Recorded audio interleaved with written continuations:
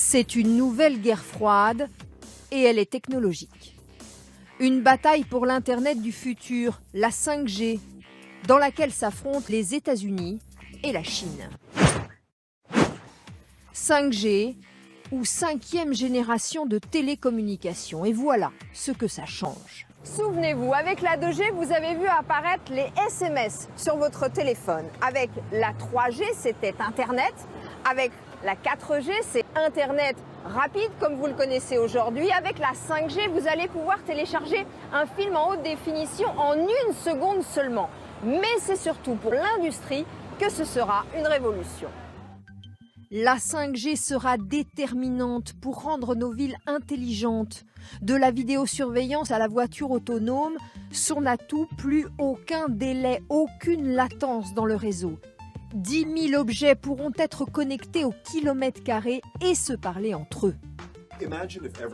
Imaginez les voitures et les vélos. Ils seront reliés à un même ordinateur central et tout sera instantané. Ça veut dire qu'ils vont se parler à travers un même réseau.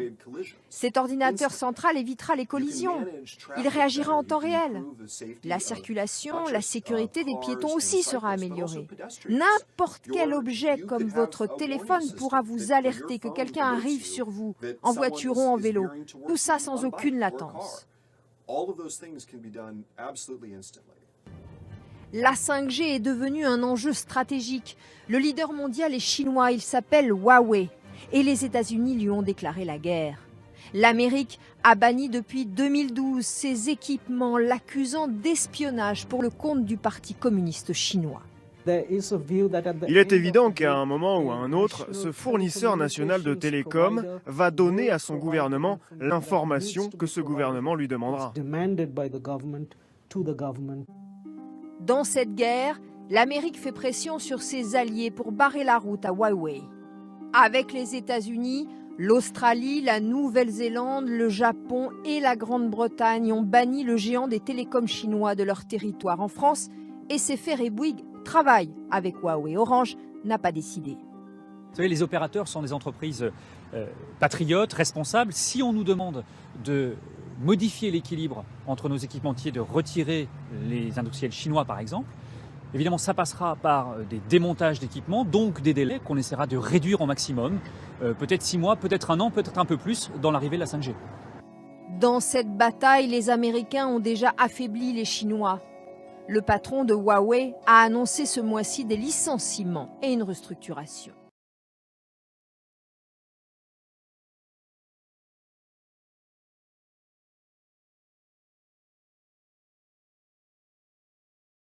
Huawei sur la sellette. Des États-Unis à l'Australie, de la Nouvelle-Zélande à la Belgique, les soupçons ne cessent de grandir sur le géant chinois des télécoms. Aujourd'hui, ce sont les Britanniques qui s'inquiètent par la voix de leur ministre de la Défense. J'ai de graves inquiétudes au sujet de la fourniture par Huawei du réseau 5G en Grande-Bretagne. C'est quelque chose qu'il faudrait examiner de près. Pourquoi de telles inquiétudes? Huawei est l'un des pionniers de la technologie 5G qui sera déployée en 2019. La 5G, c'est le monde ultra connecté de demain, avec des voitures, objets, villes, tous reliés dans le même réseau. Confier la 5G aux géants chinois, c'est lui donner accès à des infrastructures occidentales stratégiques. Or, Huawei est soupçonné d'être lié aux services de renseignement de Pékin et à ses opérations de cyberespionnage. Effectivement, il y a des suspicions d'entente entre les autorités chinoises et l'entreprise. Le problème, c'est qu'en cas de cyberespionnage, en cas de menace technologique sur ces infrastructures, une puissance étrangère peut accéder à des informations, peut même mener à bien du sabotage de nos infrastructures clés dans cette économie de demain. Rien n'a été prouvé à ce jour, mais en pleine guerre commerciale avec la Chine, Donald Trump pourrait signer dès janvier un décret interdisant aux entreprises américaines de se servir d'équipements fabriqués par Huawei. La France, elle, reste prudente. La technologie Huawei est toujours utilisée dans de centres de recherche-développement et des entreprises du CAC 40.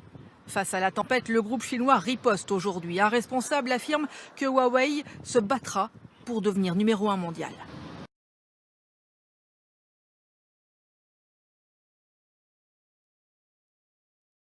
La Chine aura bientôt le pouvoir d'espionner le monde entier. C'est en tout cas ce que laissent entendre de nombreux pays, États-Unis en tête.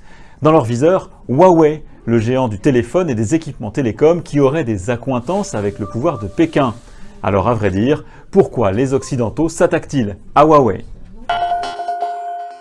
C'est un front commun qui se dresse face à Huawei. La France, l'Allemagne, le Canada, la Norvège, l'Australie, la Nouvelle-Zélande, le Japon, la Pologne, la République tchèque, tous ont pris des mesures ou affichent leur défiance vis-à-vis du constructeur chinois, sous la pression intense de Washington qui parle depuis 2012 déjà de menaces à la sécurité nationale.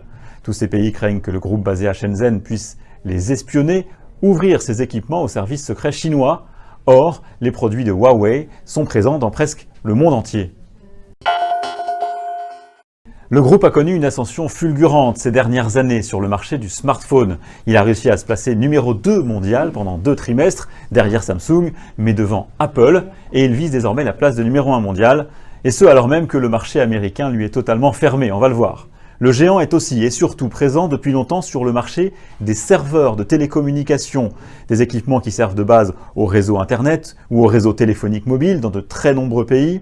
L'équipementier dit vendre ses produits à 45 des 50 plus grands opérateurs de la planète. Il est notamment un acteur incontournable pour la construction du futur réseau 5G, l'avenir de l'Internet mobile successeur de la 4G.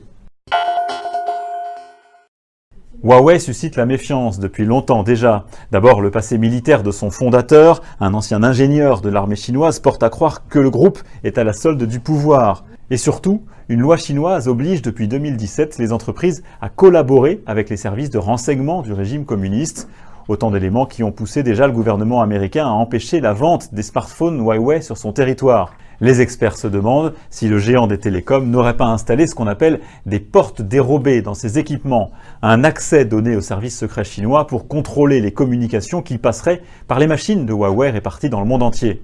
Une simple hypothèse, car jusqu'ici ces affirmations n'ont jamais été prouvées, en tout cas publiquement, ni aux États-Unis ni ailleurs. Même si un précédent existe, il y a un an tout juste, le journal Le Monde révélait un vaste pillage de données au siège de l'Union africaine, en Éthiopie. Des données transférées automatiquement chaque nuit vers la Chine entre 2012 et 2017, mais jamais le nom de Huawei n'a été cité dans cette affaire d'espionnage. C'est donc sur d'autres accusations que porte la charge occidentale contre Huawei.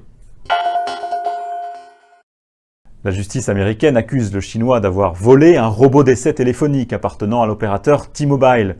Pas plus tard que ce lundi également, l'agence Bloomberg révélait les détails d'une enquête du FBI sur Huawei. Début janvier, dans un hôtel de Las Vegas, l'agence fédérale a mis en place un coup monté pour prendre au piège des représentants de l'entreprise. Washington accuse aussi Huawei d'avoir violé son embargo sur le commerce avec l'Iran. Difficile d'apporter une réponse définitive, mais 2 hypothèses sont possibles. Soit les accusations d'espionnage potentiel sont fondées. Dans ce cas, les Occidentaux ne peuvent pas laisser Huawei et d'autres équipementiers chinois être le maître d'œuvre du futur réseau 5G, un réseau attendu pour 2020 et stratégique, puisqu'il permettra par exemple le contrôle de voitures autonomes ou d'opérations chirurgicales à distance. L'autre hypothèse, la guerre commerciale. La pression de Washington sur Huawei ne servirait qu'à empêcher le groupe chinois de s'imposer face aux concurrents américains et européens. C'est évidemment une explication privilégiée par les autorités chinoises.